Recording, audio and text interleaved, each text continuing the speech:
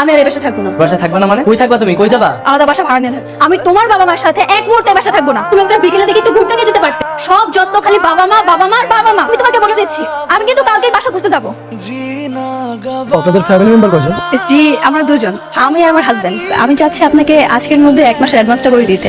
আচ্ছা, এখানে 15,000 টাকা আছে, আপনি কি বলে নেবেন? নীলা, ঠাকুর রে, বৌমা তো বাড়িতে নাই। তোর বউকে আমার কৈফিয়ত দিয়ে বাইরে যায়। তুই জানোস না তোর বউ কিরকম?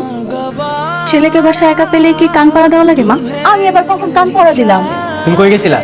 বাসা খুঁজতে গেছি। আমি তোমার বলছিলাম আমরা এই বাসাতেই থাকবো, এখান থেকে কোথাও যাবো না। কিন্তু আমি এখানে থাকবো না। তোমার বাবা মায়ের সাথে আমি এক মুহূর্তে এখানে থাকতে চাই। হয়তো তারা থাকবে, আর নয়তো আমি এই বাসায় থাকবো।